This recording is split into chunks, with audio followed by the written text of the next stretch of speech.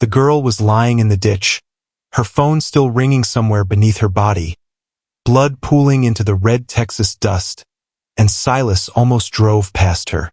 If he had kept his eyes on the road, if he had ignored that strange flicker of movement in his rearview mirror, if he had not thrown his truck into reverse and stumbled out into the dying light, this story would never have happened, and neither would his second chance at life. That evening heat was brutal, the kind that sticks to your skin and makes you feel like you're breathing through wet cloth. The sky above the long, empty farm road was bleeding orange and purple, the sun dropping behind the mesquite trees like it was giving up. Silas wiped the sweat from his forehead with his oil-stained hand and adjusted his grip on the steering wheel. The navy blue mechanic's jumpsuit clung to his back, the faded Heisek patch on his sleeve barely visible anymore. A relic of the small roadside shop that was barely keeping him alive. He was tired. He was hungry. He was broke. $47. That was everything in his wallet. $47 to feed himself and his daughter until Friday. $47 to prove he could still be a father. A client had called an hour earlier, voice panicked and breathless. Said his BMW had broken down on County Road 14, the old stretch that ran past the abandoned quarry. Said he was rushing to catch a flight and would pay double if Silas could get there fast. He'd leave the keys under the mat and wire the money within the hour. So Silas had kissed his little girl goodbye, left her with Mrs. Patterson next door, and driven 20 miles into nowhere with hope in his chest. Hope was all Silas had left these days. But the car wasn't there. He pulled over, killed the engine, and stepped out. Nothing. Just silence. Just heat. Just the endless chirping of crickets and the whisper of dry grass bending in the wind. He checked his phone. No signal. The client's number went straight to voicemail. Silas closed his eyes and let out a slow breath. Again. Life had been doing this to him for years. Every time he reached for something good, the ground crumbled beneath him. He was a man standing at the edge of survival, and he knew it. He turned to climb back into his truck when something caught his eye. Near the ditch, half hidden by brush. First he thought it was a bag, maybe clothes someone had dumped. Then he saw the hand. His chest locked. Silas forgot his truck. He forgot his exhaustion. He forgot everything except the shape lying motionless in the red dirt. His boots slammed against the gravel as he ran. Years of paramedic training he had buried deep after they took his license, exploded back to the surface. There, slumped on her side with her long dark hair fanned across her face, was a young woman. She wore a dusty tan t-shirt and dark jeans, both stained with blood and dirt. A gash ran along her hairline. Her lips were pale, almost blue. Her breathing came in shallow, broken gasps. Silas dropped to his knees beside her. "Ma'am? Can you hear me?" No response. He pressed 2 fingers to her neck. The pulse was faint, thread-like, but it was there. She was alive. Barely. His hands moved on instinct. He tilted her head, checked her airway, examined the wound. The cut wasn't the problem. The bruising on her ribs was. Internal bleeding. Maybe a punctured lung. Fear clawed at him. He had no hospital nearby. No backup. No money to pay for what she would need. He was a disgraced mechanic with a daughter to feed and nothing to offer. But something deeper than fear rose inside him. He couldn't leave her. Silas ran back to his truck and grabbed his old paramedic kit. The one he kept under the seat even though it broke his heart every time he saw it. He returned to her side, hands steady, mind calm. He stabilized what he could, applied pressure, spoke to her even though she couldn't hear. "Stay with me. You're gonna be okay. I've got you." When he lifted her, she was light, too light, like something had already hollowed her out from the inside. He staggered under the weight of her survival, his muscles burning, his lungs screaming, but his heart refused to stop. He laid her in the passenger seat and floored it. 18 minutes. That's how long it took to reach the small rural clinic outside Dripping Springs. 18 minutes of praying, of watching her chest rise and fall in the corner of his vision, of begging God for just one more chance to prove he could still save someone. The nurses rushed her inside. Silas collapsed against the wall, his oil-stained jumpsuit smeared with her blood, his face lined with years of sun and failure. Hours passed. When the doctor finally came out, Silas was sitting on the floor, head in his hands. "She's going to make it," the doctor said quietly. Silas didn't realize he was crying until the tears hit his knuckles. He didn't know who she was. He didn't know why someone had left her for dead on a lonely Texas road. He didn't know that his $47 would soon be replaced by a number with more zeros than he'd ever imagined. All he knew was that he had stopped. He had turned back. He had chosen to save a stranger. And that single choice was about to change everything. For him, for his daughter, and for the powerful forces already hunting the girl who now owed him her life. Subscribe to see how this unfolds and comment where you're watching from. I would love to say hello to you just to know how far our story is going. The clinic smelled of antiseptic and old coffee. Silas stayed through the night, watching the door like a man waiting for judgment. The doctors worked behind curtains he couldn't see past, and every minute felt like a year carved out of his chest. When dawn broke through the dusty windows, he finally got the full report. Internal bleeding controlled, 2 cracked ribs, a concussion, defensive wounds on her forearms. Someone had beaten her. Someone had left her to die. Silas paid for her initial treatment with everything he had. $47 became 0. He signed paperwork he didn't fully understand, listing himself as a family contact because she had no ID, no phone that worked, no name anyone recognized. He didn't leave her side. On the 3rd day, her eyes opened. "Where am I?" Her voice cracked like dry leaves. "Dripping Springs," Silas said softly. "Small clinic. You're safe." She looked at him, really looked, taking in his weathered face, the oil stains still visible beneath his fingernails, the exhaustion carved into his expression. "You saved me. I just happened to be there." "No." Her dark eyes held his. "You stayed." That was when she told him her name. Alara. Just Alara. She said she couldn't remember anything else. Not how she got to that ditch. Not who hurt her. Not where she came from. The doctors called it trauma-induced amnesia. Silas called it a problem he couldn't afford but couldn't abandon either. He brought her home. His daughter Lily was waiting on the porch when they pulled up, her small frame silhouetted against the rusted tin roof of the mechanic shop. She was 7 years old with her mother's eyes and her father's stubborn spirit. When she saw the stranger in the passenger seat, her face shifted from relief to confusion. "Daddy, who is that?" Silas knelt down and took her hands. "Someone who needs our help for a little while. Remember what I taught you about doing the right thing even when it's hard."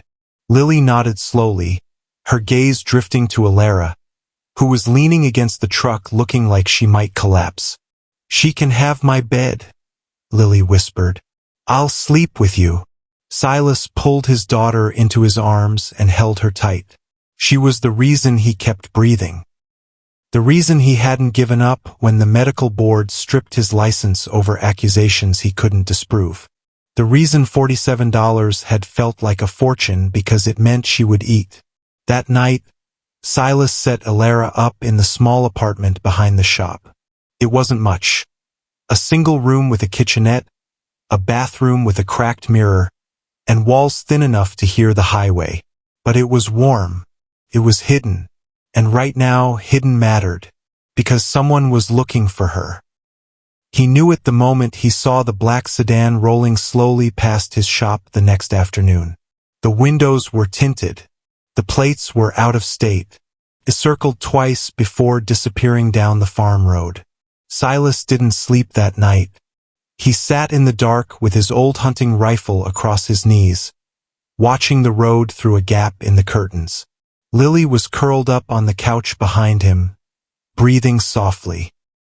Elara was in the back room, still too weak to know the danger she had brought to his door. He should have been angry. He should have demanded answers. But when he looked at her, pale, broken, trusting him with a faith he hadn't earned, he only felt the same pull that had made him stop on that empty road. Days passed. The black sedan didn't return. Silas began to breathe again. Elara grew stronger.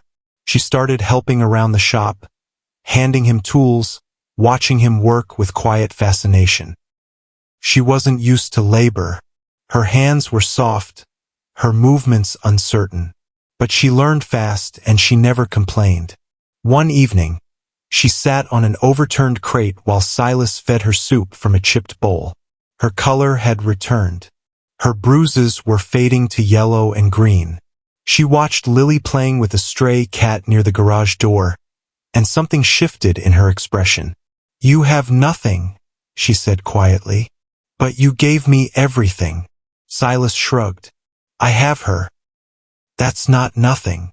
Elara looked at him for a long moment. "I'm starting to remember." The words hung in the air like smoke. "Take your time," Silas said. But she didn't need time. The memories came flooding back that night, crashing through her dreams and waking her with a scream that brought Silas running with his rifle in hand.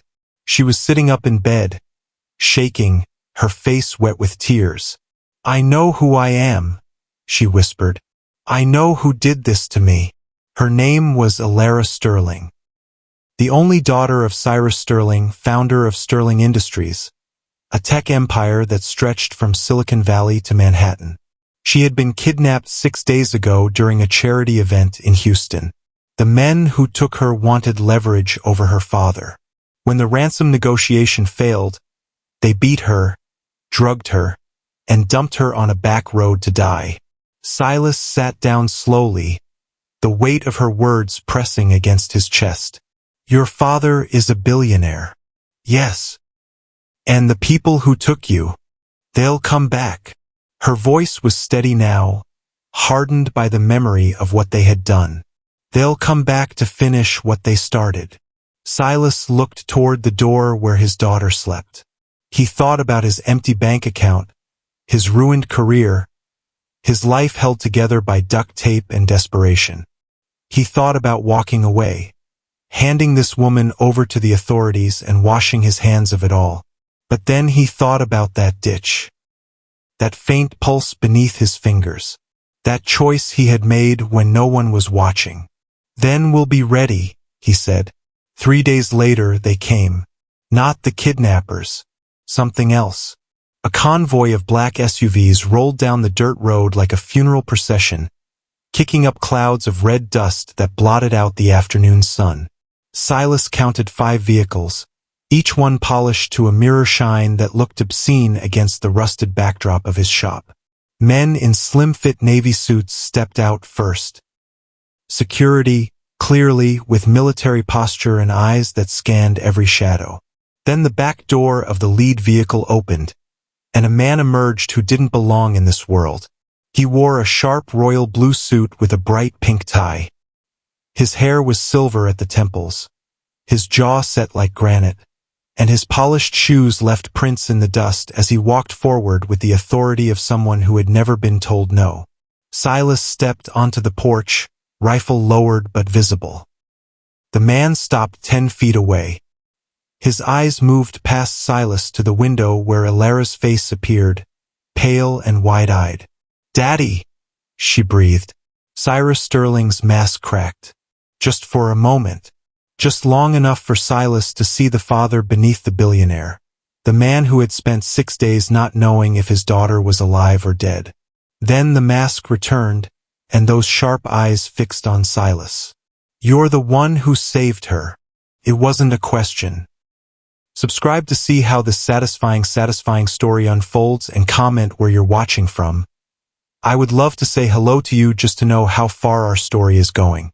The mansion in Dallas rose from the landscape like something out of a fever dream. Crystal chandeliers, marble floors, staff in pressed uniforms who moved like ghosts. Silas stood in the center of it all, still wearing his oil-stained jumpsuit, feeling like a smudge on a pristine canvas. Cyrus Sterling sat behind a mahogany desk that probably cost more than Silas's entire shop. He slid a checkbook across the surface. "Name your price," Cyrus said. "Whatever you want. A house, a business, $1 million, 10 million. Write the number yourself." Silas looked at the blank check. He thought about Lily, about the debt collectors, about the years of scraping by on nothing. Then he pushed it back. "I didn't save her for money." Cyrus studied him with those sharp eyes. "Every man has a price." "Maybe," Silas stood, "but mine isn't for sale." He walked out of that mansion with empty pockets and something he hadn't felt in years: pride. But the world wasn't finished testing him. Within a week, Silas's face was everywhere. Not as a hero, as a villain. News anchors called him a fraud. Headlines screamed about a disgraced paramedic who had staged the rescue for profit. Anonymous sources claimed he was working with the kidnappers. His past, the wrongful termination, the revoked license, was dragged into the light and twisted into something unrecognizable. Lily came home from school crying. Kids had called her father a criminal. Silas held her tight and promised it would pass. But late at night, when she was asleep, he sat alone in the dark and wondered if he had made a terrible mistake. Alara called him the next morning. "It's not my father," she said quickly. "It's his rivals, the same people who ordered my kidnapping. They're trying to destroy you because you're a loose end. Then maybe I should disappear." "No." Her voice was steel. "You saved my life. I'm not letting them take yours." She asked him to meet her in Houston. Against every instinct, he agreed. The highway ambush happened 30 miles outside the city. 3 black SUVs boxed them in on a stretch of empty road. Silas saw the guns before the first shot shattered the back window. Alara screamed. The driver, one of Sterling's security men, slumped forward, blood spreading across his chest. Silas grabbed the wheel. Everything after that was instinct. Years of working on engines told him exactly how hard he could push the vehicle. Years of paramedic training kept his hands steady when panic should have taken over. He swerved, accelerated, used the terrain like a weapon. When one of the SUVs pulled alongside, he slammed into it, sending it spinning into the guardrail. When another tried to cut them off, he found a gap that shouldn't have existed and shot through it at 90 miles per hour. When Alara took a bullet graze to her shoulder, he talked her through applying pressure while navigating a hairpin turn that would have killed a lesser driver. They made it to Houston with the engine smoking and the tires shredded. But they made it. The gala was 3 nights later. The biggest social event in Texas, attended by politicians, celebrities, and every major player in the tech industry. Silas wasn't supposed to be there. He was supposed to be in hiding, waiting for the storm to pass. But Cyrus Sterling had other plans. The ballroom fell silent when the billionaire took the stage. Cameras flashed. Reporters leaned forward. And then Cyrus said the words that changed everything. "This man saved my daughter's life. Twice. He asked for nothing. He refused payment. And when powerful enemies tried to destroy him, he kept fighting. Not for himself, but for her." Silas stood frozen as Cyrus continued. "Today, I am publicly clearing his name. The allegations were fabricated by corporate rivals who are now facing federal charges. Silas is not a criminal. He is a hero, and I am personally funding his dream. A free trauma center for the poor, staffed by the finest medical professionals in the country." The applause was deafening, but Silas barely heard it. He was looking at Lily, who stood beside Alara in a dress someone had bought for her, tears streaming down her face as she watched her father become something more than a struggling mechanic. He was looking at his future. Months later, the clinic opened in a small Texas town outside Austin. State-of-the-art equipment, world-class staff, and a policy that no one would ever be turned away for lack of money. Silas ran it himself, his medical license restored, his name cleared, his purpose renewed. Alara visited often. She and Lily had become inseparable. The billionaire's daughter and the mechanic's child, bonded by something money couldn't buy. She helped fund scholarships, community programs, and a foundation dedicated to helping single parents in crisis. And every evening, when the clinic closed and the sun set over the Texas hills, Silas would sit on the porch with his daughter and remember the night he almost walked past a dying woman in a ditch. He had turned back. That single choice had given him everything. Not the wealth, not the fame, but the chance to prove that a father's integrity, his willingness to do what was right when no one was watching, was the greatest inheritance he could ever leave behind. Subscribe to see more satisfying stories like this and comment where you're watching from. I would love to say hello to you just to know how far our stories are going.